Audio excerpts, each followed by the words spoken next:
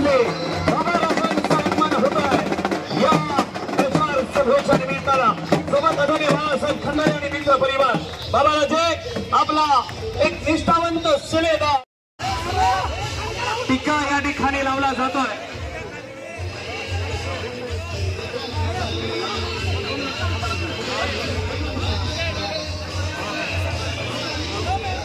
आदरणीय बाळासाहेब या सर्वांच्या उपस्थितीमध्ये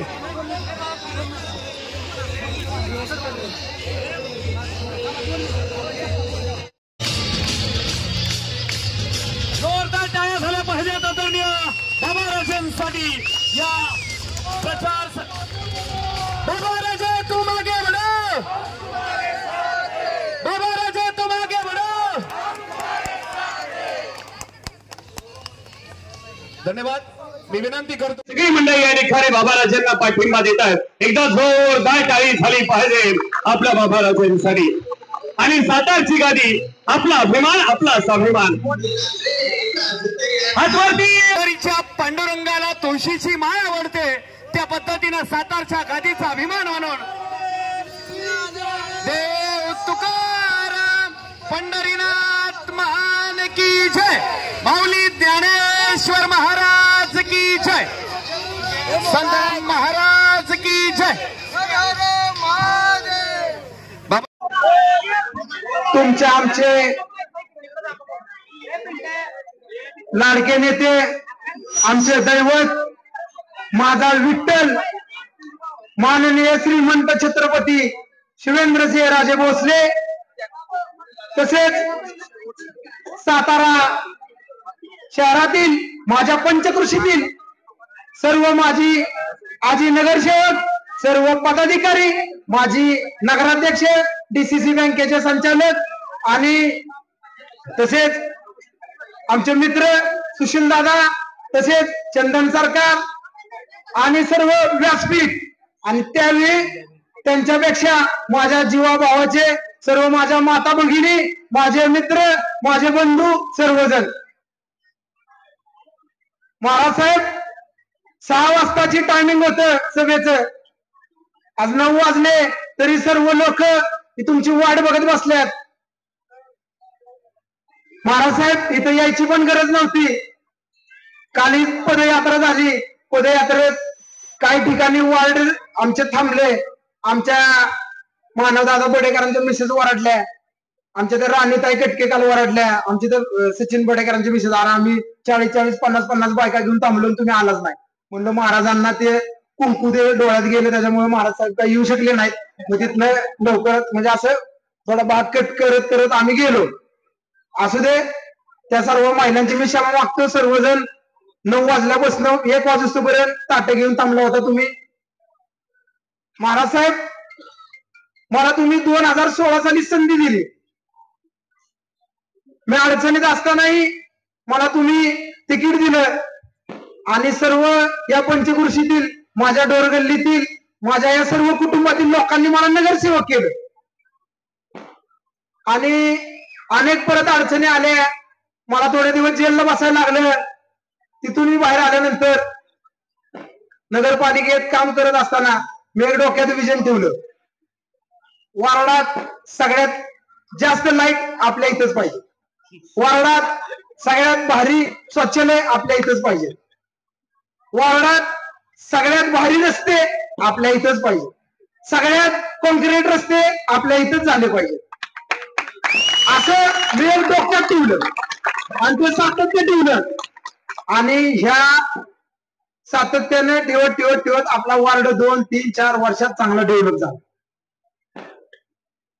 पण हे वार्ड जो डेव्हलप झाला, तुमच्या सगळ्यांच्या साक्षीने सांगतो, मला महाराजांनी डीपीडीसीला संधी दिली. माझ्यासाठी अख्ख्या जिल्ह्याभर प्रचार केला, निवडून आणलं मला. तर त्या डीपीडीसीतनं काही नगरपालिकेतनं असा फंड भेटला. तर तो फंड जो भेटला, 44 नगरसेवक आहेत, सगळ्यात हुशार आणि स्मार्ट काय बाळू कांदरे नव्हता, त्याला एवढा फंड भेटायला. तर त्याच्या माग एक आमदार शिवेंद्रराजे भोसले होते आणि त्यांचं प्रेम होतं माझ्यावर आणि माझ्या वार्डात. बाळूला 4 काम होते त्याचे. ह्या मिटिंगला आले, डीपीडीसीला गेले तरी जगदा शिवराय साहेबांना सांगणार ती बाळूचे रस्ते पहिले घ्या, बाळूसाठी हे करा, बाळूसाठी ते करा. म्हणून हे ज्या वार्डातला काय पालट झालाय तर तो फक्त शिवेंद्रराजेंमुळे झाले. मी एक निमित्त नाही, बाकी काय नाही. तर आज अशी एक आपल्याला संधी आली की त्यांना मतदान करून भरघोस मताने निवडून देण्यासाठी. तर महाराज साहेब मी देऊ का महाराज साहेबांना एक शब्द की सातारा शहरात सगळ्यात जास्त लीड तुम्हाला भेटेल असं सांगू का?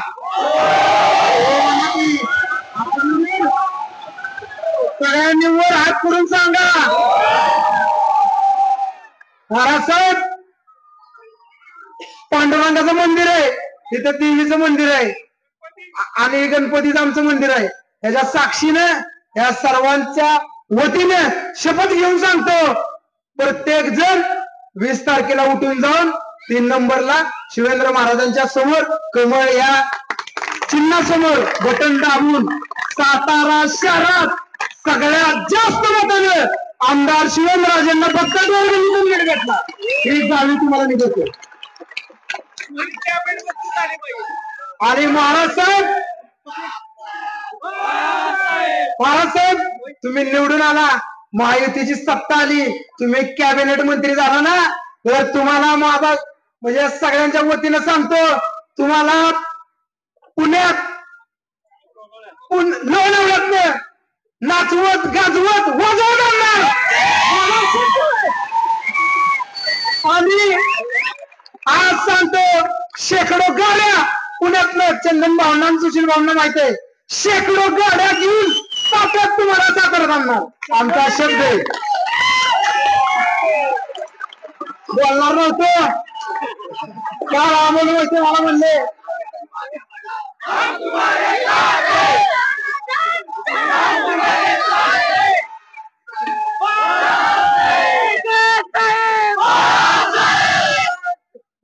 काल आम्हाला माहिती, मला म्हणले परवा दिवशी आम्ही बसलो होतो राहुल सागर वगैरे त्या क्वालिटीच्या छापेत.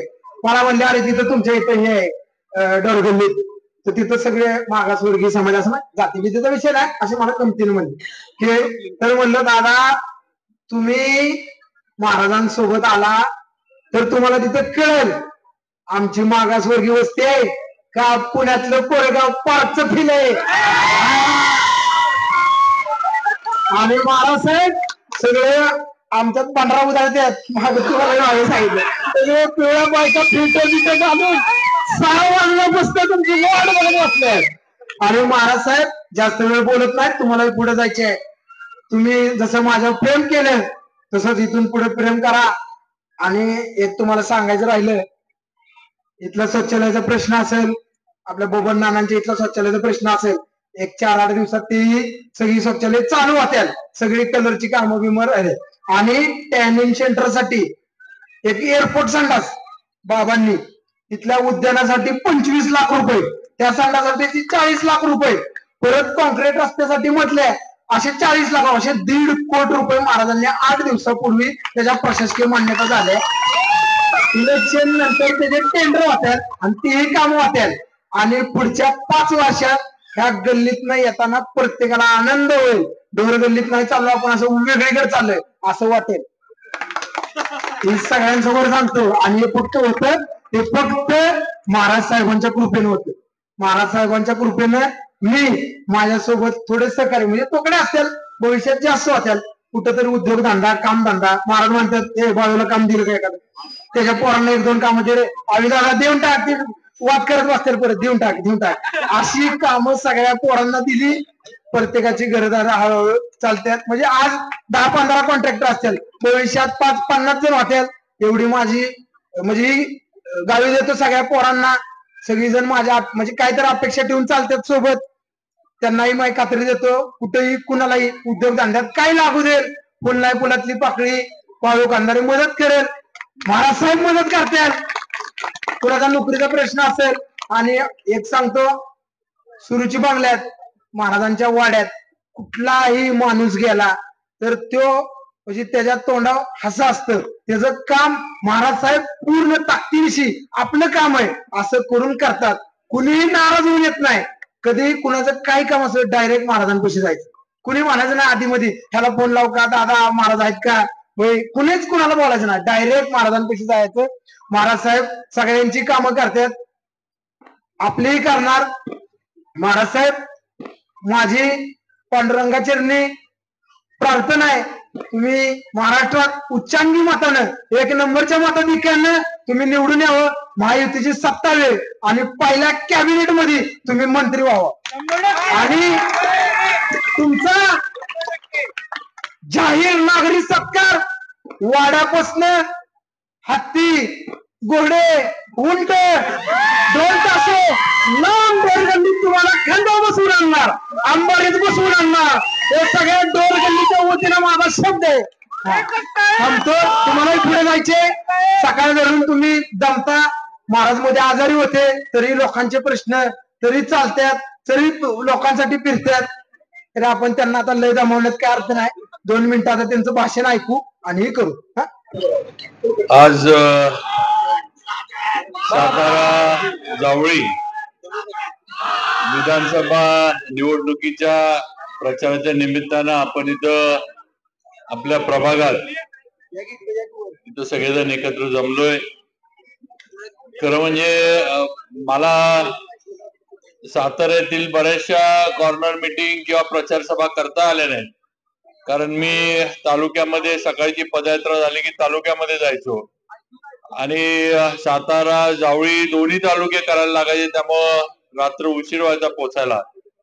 पण मी मुद्दामून आज म्हणलं या डोरगल्लीतल्या सभेला मीच जाणार, बाकी कुणी जाऊ नका.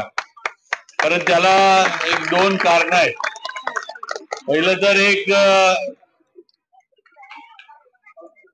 पहिलं तर आज इथं स्टेजवर सगळी आपले आजी माजी नगरसेवक उपस्थित आहेत, अण्णा वायदंडे आरपीआयचे नेते उपस्थित आहेत, सुशील दादा आलेत, चंदन शिंदे सरकार चे मित्र आलेत, दिलीप शेठ आपले अध्यक्ष, आता कोण कोण सगळेच आज आपले इंटू बागवान आज इथं उपस्थित आहेत, सगळ्या आपल्या भगिनी सगळ्या उपस्थित आहेत.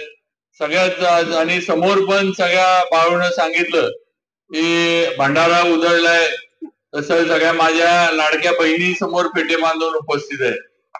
तर पेटे बहिणींनी लाडक्या बहीण योजनेत आणलेत का काय माहित नाही, पण सगळ्यांनी एकसारखे बांधलेत. काय पेट्यात काय कुठं वेगळं काय दिसत नाही, सगळे पेटे बरोबर एकसारखे, तुरा पण एकसारखा झालाय सगळ्यांना. पण आज आपले नगरसेवक बाळासाहेब खंडारे यांनी सगळ्यांना आपल्याला इथं एकत्र जमवलंय, आणलंय. पहिला निरोप तर मी तुम्हाला घेऊन आलोय तो म्हणजे देवेंद्र फडणवीसांकडनं, आणि तो निरोप आहे की आम्ही संविधान बदलणारे नाही. हे पहिलं सगळ्यांनी आंबेडकर चळवळीमधल्या कार्यकर्त्यांनी आणि सर्व चळवळीतले जे सर्व बंधू भगिनी आहेत त्यांनी लक्षात ठेवा, कुणीही संविधानाला हात लावू शकत नाही. कुणाच्याही मध्ये भारतामध्ये एवढी धमक नाही, हे आपण लक्षात ठेवा. परमपूज्य भारतरत्न डॉक्टर बाबासाहेब आंबेडकरांनी आम्हाला जो अधिकार दिला, आज मला अधिकार दिला, बाळासाहेबाला अधिकार दिला, अण्णा वायदंडेंना अधिकार दिला, आज सगळ्यांना एकसारखा एक समान अधिकार डॉक्टर बाबासाहेब आंबेडकरांनी दिला. या देशामध्ये प्रत्येक राज्यात भाषा वेगळी आहे, प्रत्येक राज्यातल्या रीती परंपरा रूढी वेगळ्या आहेत आणि प्रत्येक राज्यात वेगळ्या सण साजरे होतात, वेगळ्या पद्धतीने होतात. पण आज भारत म्हणून, देश म्हणून आज आपण जे एकत्र राहतो, एकत्र वावरतो, त्याला फक्त आणि फक्त कारणीभूत आहे डॉक्टर बाबासाहेब आंबेडकर. नाहीतर आपण एकत्र राहिलोच नसतो, लक्षात घ्या. त्यांनी जर हे संविधान सगळं लिहून या संविधानाच्या ह्याच्यात आपल्याला जर बांधून ठेवलं नसतं तर आपल्यामध्ये, या देशामध्ये एकी राहिली नसती. या देशाची एकी जपण्याचं काम हे भारतरत्न डॉक्टर बाबासाहेब आंबेडकरांनी केलेलं आहे आणि त्यांनी लिहिलेल्या संविधानाला हात लावण्याची ताकद, धमक, कुवत ही देशात कुणामध्ये नाही हे लक्षात ठेवा.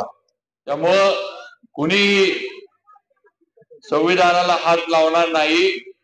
लोकसभेला ज्याला आता सध्या नरेटिव्ह आपण म्हणतो, एक फेक नरेटिव्ह तयार केला गेला की भाजपच्या जर जास्त जागा आल्या तर भाजप संविधान बदलायला जाणार आहे, संविधान बदलणार आणि त्याच्यातनं मागासवर्गीय समाज असेल, आपला आदिवासी समाज असेल, ओबीसी समाज असेल, यांचं रिझर्वेशन जे आहे त्यांचं रिझर्वेशन काढून घेणार असं एक खोटं पण रेटून हे बोलण्याचं काम झालं. आता ती निवडणूक झाली, ही निवडणूक आहे. या निवडणुकीत तुम्ही बघा हा विषयी कुठेही विरोधक बोलत नाहीत, कारण त्यांना कळालंय याची धार निघून गेली आहे. लोकांना आता पटलंय किंवा असं काही होणार नाहीये देशामध्ये.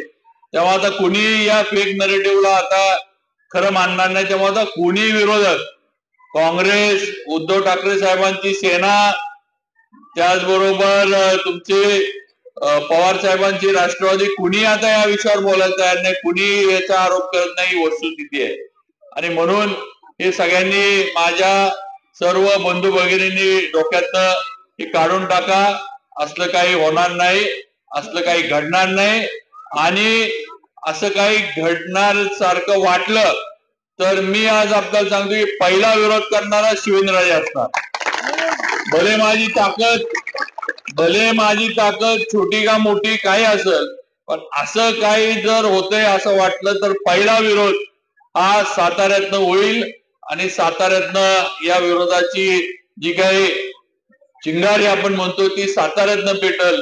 मी असेन, उदयनराजे असू, आम्ही कधीही असल्या गोष्टींना सहमती, पाठिंबा देणार नाही. हे आपण सगळ्यांनी, माझ्या बंधू भगिनींनी लक्षात ठेवावं. दुसरं, या ठिकाणी आलोय म्हणजे आपल्या लाडके नगरसेवक बाळासाहेबांसाठी. तुम्हाला एखाद्या वेळेस खरं वाटेल का नाही माहित नाही, मला वाटते दुसऱ्या टर्म मध्ये आमदार होतो आणि त्यावेळेला मी पेपर, सकाळी आपल्या सगळ्यांना पेपर घरी येतात, मी पण पेपर वाचत होतो आणि पेपर मध्ये फोटो आला होता ज्याचा उल्लेख विरोध नाही केला का कोणी, पण बाळासाहेब त्यावेळेला शिवसेनेत होता, शहर प्रमुख का काय तर, आणि त्यानं आंदोलन केलं होतं आणि पोलीस त्याला गाडीमध्ये अशी पकडून नेत होती. आठवतंय का तुला? ते फोटो आलो मी तो फोटो बघितला आणि मी माझ्या बरोबरच्या एक दोघांना म्हणलं बाळासाहेब आला की त्याला माझ्याकडे घेऊन या. आणि आम्ही दोघंच बंगल्यात त्याला बोलवलं. बंगल्यात आला तो माझ्याकडे, ऑफिसमध्ये आम्ही बसलो आणि मी त्याला म्हणलं की बघ माझ्या बरोबर काम कर, की तू हे पोलीस वगैरे हे जे वादावाद तुझे होतात हे म्हणलं पुढच्या याच्या दृष्टीनं चांगलं नाही आणि तू माझ्या बरोबर ये, आपण चांगल्या पद्धतीनं काम करू, मी तुला पाहिजे तेवढी मदत करेन. आणि आज आपला त्यावेळेचा बाळू हा आपला नगरसेवक बाळासाहेब झाला. आज त्याला करून दाखवलं. मागच्या वेळेला पण मला आठवतं इथं सभा झाली होती त्याच्या नगरपालिकेच्या इलेक्शनची, त्यावेळेला पण त्यानं सांगितलं होतं की मी जे आहे ते आहे. आता म्हणला माझ्यावर गुन्हे आहेत तर हाय म्हणला, आता मी काय करू म्हणलं, मी काय नाही म्हणू का म्हणला. आता जे केलंय, जे झालंय, चुका झाल्या म्हणला, आता तुम्हीच पोटात घाला आणि सगळ्यांनी त्याला उचलून धरलं. कारण स्पष्ट मनाचा आणि स्पष्ट बोलणारा आपला हा तरुण मित्र आहे, तरुण मुलगा आहे. आणि म्हणून त्याच्यावर जे काही तो सांगतो ते खरंच सांगतो. त्यामुळे सगळे विश्वास लगेच ठेवतो, मनापासून सांगतो. कुठं आत बाहेर एक सांगायचं एक करायचं असलं नक्कीच त्याचा स्वभाव नाही, काम नाही, ही वस्तुस्थिती आहे. आणि आज आपल्या डोरगल्लीच्या या प्रभागामध्ये त्यानं मोठ्या प्रमाणावर काम केलं. त्यानं सांगितलं सगळं बरोबर आहे, पण जेवढी मला त्याच्या कामाला मदत करता आली, हातभार लावता आला, तेवढा लावण्याचा प्रयत्न मी केलाय. आता त्यानं सांगितलं की बाबा मंत्री झाले की लोणावळ्यापासून तापा विपा ते सगळं ठीक आहे, ते माझं मंत्रिपदाच्या याला करू, पण माझं पण दुसरं सांगणं आहे की ते झालं की बाळासाहेबांचं कर्तव्य उरकलं की मी पण तापा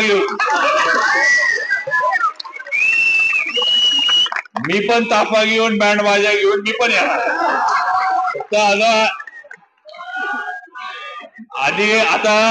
ऐका ऐका, माझं मंत्रीपद आता एवढं हे नाही, पण तो विषय जास्त महत्वाचा, बरोबर आहे की नाही?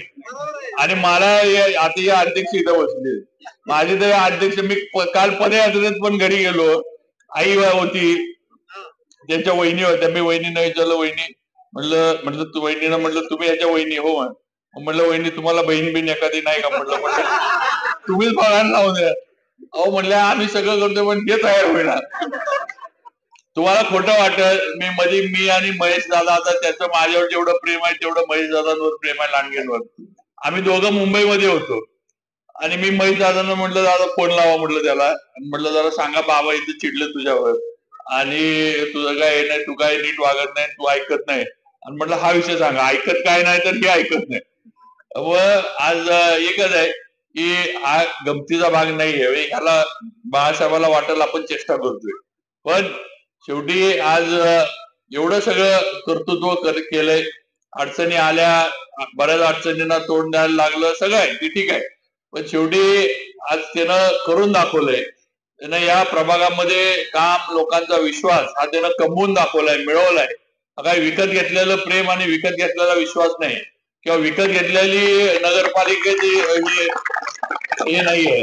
त्यामुळं नक्कीच त्यानं हे तुमच्या विश्वासावर आज एवढं सगळं केलंय. जे त्यानं सांगितलं की सगळ्यात जास्त लाईट आपल्या इथंच पाहिजे, आता ते मला अजून तो पण फोटो आठवतोय, ते लाईट लावून नगरपालिकेच्या सभेत जाऊन बसला होता. म्हटलं आता हे कोण इंजिनियर ह्याचे मित्र आहेत, एकदा आपण पण ओळखले पाहिजे म्हणजे. पण आज एक आहे की आपला तरुण मित्र, शेवटी बघा माझं एक असं की माझे मित्र माझ्या बरोबर जे आहेत ते मोठे झाले पाहिजेत. नुसतं मी मोठा होऊन उपयोग नाही, माझ्या बरोबरचे माझे सहकारी मोठे झाले तर मी आपोआप मोठा होणार. नुसतं मीच मोठा होत गेलो आणि ह्याची परिस्थिती तशीच राहिली तर एक दिवशी हेच म्हणणार की हे स्वतःच बघतात, माझं काय बघणार, मला हाय तिथंच ठेवलंय. आज माझ्यासाठी एवढं धडपड, एवढे सगळं करण्याचं आज त्यानं काम केलं. कुठेही काही त्याच्यामध्ये मागणी नाही, काही त्याच्यामध्ये अटी शर्ती नाहीत, काही नाही, पण आज एवढी सगळी ताकद माझ्यासाठी त्यानं लावली आहे. त्यामुळे नक्कीच माझी पण जबाबदारी आहे की त्याचं पुढं त्याच्या आयुष्याचं पण नीटनेटकं सगळं झालं पाहिजे, हे मी पण बघितलं पाहिजे. आणि जर ते बाळासाहेब ऐकत नसलं तर सारखं त्याला बोललं तर पाहिजे, आता दुसरा पर्याय काय, आता काय त्याला उचलून तर आपण काय नेऊ शकत नाही, म्हणजे उचलून नेण्यासारखा हलका पण नाही. हो ते उचलत ते नको बोलायला. पण एक आहे की आपण सगळेजण आज एकत्र आहोत, विधानसभेची निवडणूक चालू आहे. अण्णांनी आरपीआय कडनं वतीनं अण्णांनी काही विषय तर मांडले, आपले मच्छिंद्र तपासे यांनी पण विषय मांडले. मगाशी मला वाटलं नानांनी ते हे लावलं सगळं, ते विठ्ठल सगळं झालं, मला हळूच वाटलं की त्यांच्या गळ्यातली माळ माझ्या गळ्यात येते का काय. म्हणजे आपलं अजून वय नसतानाच नानांनी म्हटलं काम काढायचं ठरवलं, म्हटलं सगळंच केलं, डोक्यावरती पगडी घातली, म्हटलं आता सगळं झालं, म्हटलं नाही खायचं बिचं बंद करा म्हटलं, तर अजून जरा हाय वय आपलं एवढ्यात कसं हे करायचं. त्यामुळे मी जरा घाबरलो होतो नानांना जरा, पण नाना जरा मला वाटतं बाळासाहेबांनी नानांना जरा त्यात आवडलेलं दिसतंय. पण एक आहे एवढं सांगतो, जास्त वेळ घेत नाही, आपण बराच वेळ वाट बघितलं की आता आमदार म्हणून मला जे काम करता आलं ते मी केलंय. गेले 5 वर्ष मी माझ्या मतदारसंघासाठी काम करतोय. आज आपल्या शहरामध्ये काम सगळीकडे शहरामध्ये आज राज्य सरकारकडनं निधी आणून आपण काम सुरू ठेवली, चालू आहेत, पुढे सुद्धा होणार आहेत. आपली इलेक्शन झाल्यानंतर नक्कीच आपल्याला अजून पण निधी राज्य शासनाच्या माध्यमातून मिळेल. बाळासाहेब जे म्हणले की सगळ्यात म्हणजे कोरेगाव पार्कचं फील, आता कोरेगाव पार्क तर झालेलंच आहे बाळासाहेब, आता त्याच्या पुढचं काय असेल ते आता डोरगल्लीसाठी आपण विचार केला पाहिजे.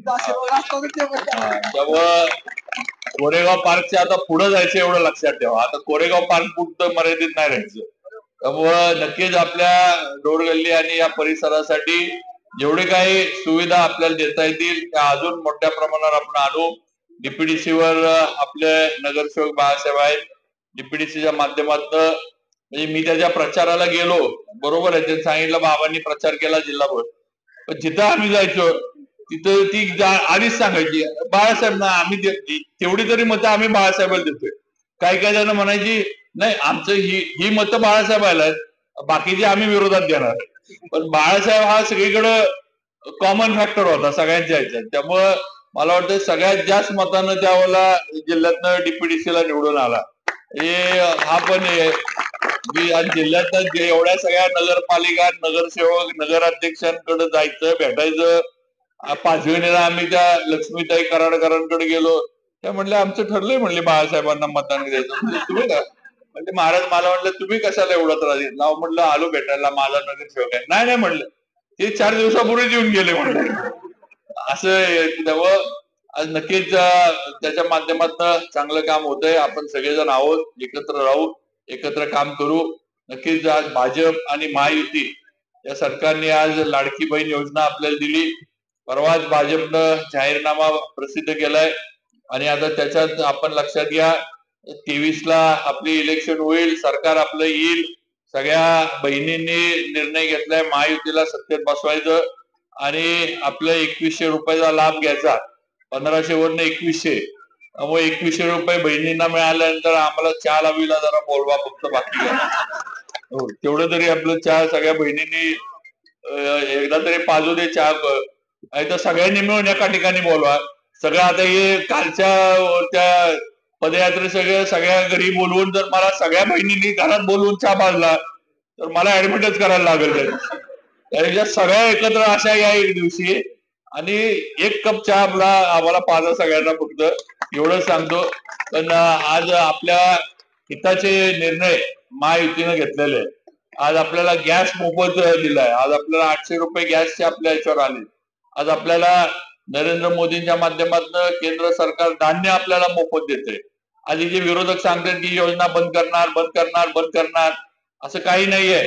त्या काँग्रेसच्या विचाराची जी सरकार आज कर्नाटक आणि तेलंगणा दोन्ही राज्य आपल्याला लागून आहेत. दोन्हीकडे पण अशा योजना नाहीये. कर्नाटकात पण असं कुठं बहिणींसाठी योजना नाही. तेलंगणात पण नाही. फक्त मध्य प्रदेश आणि आता महाराष्ट्र या ठिकाणी जिथं भाजपचं सरकार आहे तिथं या योजना राबवल्या गेल्यात. कारण देण्याची दानत लागती. आपण म्हणतो ना असतं सगळ्यांकडं पण देण्याची दानत असली पाहिजे ही वस्तुस्थिती आहे. आज आपल्या या सरकारमध्ये देण्याची दानत आहे. विचार करत नाहीत ते की किती त्याच्या पैसे द्यायला लागतील काय नाही. एकदा ठरलं की आपल्या बहिणींना द्यायचं निर्णय केला एकनाथ शिंदे साहेब अजितदादा देवेंद्रजींनी आणि त्यांनी खात्यामध्ये पैसे सुद्धा आपल्या जमा केले. त्यामुळं देणारं सरकार आहे आपलं. आता ज्यांनी दिलंय त्यांच्या मागं आपल्याला आता 20 तारखेला उभं राहायचं आणि नुसतं सातारपुरतं नाही तर जिल्ह्यात जिथं जिथं आपले पाहुणे रावळे मित्र परिवार जे कोणी असतील त्या सगळ्यांना आता तुम्ही कॉन्टॅक्ट केला पाहिजे. मग व्हॉट्सअपवर करा, फोन करा, SMS करा, काही करा. या सगळ्यांना तुम्ही कॉन्टॅक्ट करा आणि त्यांना सांगा की असं आहे आणि ज्यांनी आपल्याला एवढं सगळं दिलंय त्यांना आपण सगळ्यांनी साथ दिली पाहिजे. आणि जिथं जिथं महायुतीचा उमेदवार असेल तिथं महायुतीच्या उमेदवाराच्या मागे आपण उभं राहिलं पाहिजे. एवढी विनंती आपल्याला सर्वांना करतो. पुढच्या 5 वर्षांमध्ये मी उदयनराजे आम्ही दोघंही आज उदयनराजे खासदार झाले. आज आपण सगळ्यांनी त्यावेळेला अतिशय अटीतटी निवडणूक झाली पण ज्याचा उल्लेख मगाशी मच्छिंद्रजी केला की सातारची गादी या गादीचं महत्व महाराष्ट्रभर आहे आणि या गादीचा मान सन्मान राखण्याचं काम सातारकरांनी केलं. आमच्यावर विश्वास ठेवला आणि उदयनराजांना सातारा विधानसभा मतदारसंघानं उदयनराजांना खऱ्या अर्थानं लोकसभेत पाठवलं. जिल्ह्यातनं जरी म्हणावी तशी साथ मिळाली नाही आपल्याला तरी सातारा विधानसभा आपल्या शहरानं आणि आपल्या लोकांनी इथल्या आपल्या गादीचा मान राखण्याचं काम केलं. छत्रपतींच्या घराण्याचा मान राखण्याचं काम केलं ही वस्तुस्थिती आहे. आणि म्हणून आमची जबाबदारी ही जास्त आहे की तुमच्या येणाऱ्या काळात अपेक्षा ज्या आपल्या शहरासाठी आहेत त्या पूर्ण करायच्या. MIDCचा विषय आपल्या इथं अनेक वर्षाचा चर्चेत आहे. MIDC आपली वाढली नाही मान्य आहे पण प्रयत्न झाले. लोकांचा विरोध झाला. शेतकरी विरोध करत होते. त्यामुळे देगावची म्हणजे शिक्के पडलेले निर्णय जे होते ती MIDC आपल्याला डिनोटिफाय करायला लागली. पण आता पुढे आपण प्रयत्न करतोय निगडी, वरणे या ठिकाणी धनगरवाडी वगैरे नवीन MIDC करण्याचा आणि त्याचा निर्णय आचारसंहितेनंतर नक्की होईल हे मला आपल्याला सांगायचं आहे. कारण शेवटी आपली मुलं आहेत, आपल्या मुली आहेत, त्यांना नोकऱ्या मिळाल्या पाहिजेत. नोकऱ्या आपल्या गावात मिळाल्या तर आई वडिलांच्या जवळ ते राहू शकतात. बाहेर जायचं म्हणलं तर बाहेरचा खर्च, घरातला खर्च, ही सगळी गोष्ट पगाराच्या ह्याच्यावर करू शकत नाही, ही वस्तुस्थिती आहे. पण नक्की हा प्रयत्न आपण पुढच्या ह्याच्यात करू की लवकरात लवकर आपल्या इथं चांगले प्रकल्प यावेत, मोठे प्रकल्प यावेत. सातारा पुण्याच्या जवळ आहे, IT एखादा पार्क इथे यावा की जिथं आपली मुलं मुली शिकलेली आहेत. आज शिक्षणाच्या सोयी आपल्याकडे चांगल्या झाल्यात, कॉलेजेस झाले साताऱ्यामध्ये. पूर्वी एवढी आपल्या शिक्षणाची सोय नव्हती. प्रत्येक गोष्टीला आपल्याला एकतर कोल्हापूर किंवा पुण्याकडे जायला लागायचं, पण आता सातारा बदललाय. आज शिक्षण असेल, आरोग्य असेल, या कुठल्याही गोष्टीसाठी आता आपल्याला पुण्याला आणि कोल्हापूरला पळायला लागत नाही. आज आपल्या इथं आपण स्वयंभू व्हायला लागलो, ही वस्तुस्थिती आहे. आणि म्हणून MIDCच्या माध्यमातून नोकऱ्या निर्माण करण्याचा प्रयत्न हा पुढच्या पंचवार्षिक मध्ये 100% आमदार म्हणून मी करेन, हा माझा शब्द आहे. केंद्रातनं सुद्धा खासदार साहेबांच्या माध्यमातून, उदयनराजेंच्या माध्यमातून चांगल्या पद्धतीनं आपल्याला निधी हा त्यांच्या माध्यमातून येईल याची पण आपल्याला खात्री देऊ इच्छितो. आता नवीन वंदे भारत ट्रेन आपल्या इथं सुरू झाली, केंद्र सरकारनं चालू केली. आज आपण त्या वंदे भारतनं सातारा पुणे साधारण 2 तासात आपण पोहोचतो. आणि मला काय माहिती आहे, माझा मुलगा पुण्यात आहे. तुम्हाला खरं वाटणार नाही, पण माझा मुलगा ट्रेननं सातारला येतो. तुम्हाला वाटेल बाबा जोक मारतोय, पण नाहीये. माझा मुलगा कॉलेजला पुण्यात आहे, तो कॉलेजवरनं येऊन ट्रेन पकडतो वंदे भारत आणि सातारला येतो. त्यामुळं हे आपण लक्षात घ्या, आज एक एक सोयी आपल्या इथं व्हायला लागल्यात आणि पुढे सुद्धा चांगल्या पद्धतीने होतील. फक्त आता आपली साथ या निवडणुकीमध्ये आहेच. मी द्यावी मिळावी म्हटलं तर मी तुमच्यावर संशय घेतोय असं होईल. तुमची साथ आहेच हे मला माहित आहे.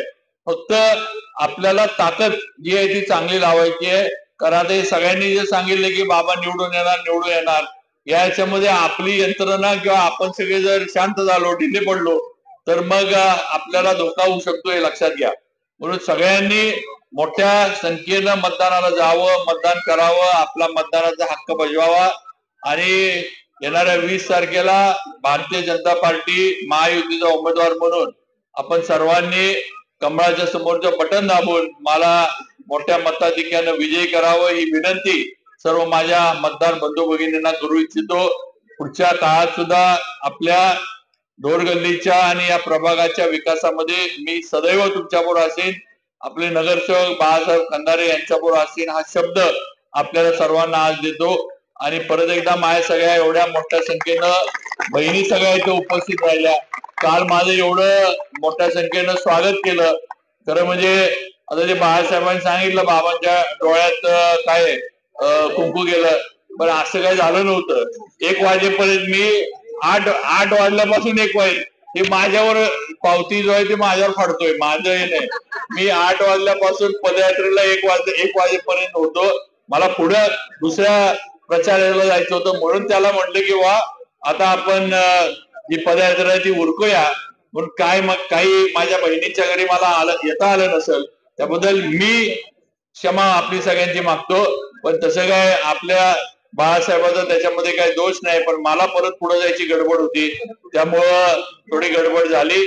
पण परत नक्कीच ज्यांच्याकडे मला येता आलं नाही त्यांच्याकडे घरी नक्की मी आणि बाळासाहेब आम्ही दोघं येऊन जाऊ हा शब्द पण या निमित्तानं देतो. परत एकदा सगळ्यांच्या मनापासून आभार मानतो आणि थांबतो. जय हिंद, जय महाराष्ट्र.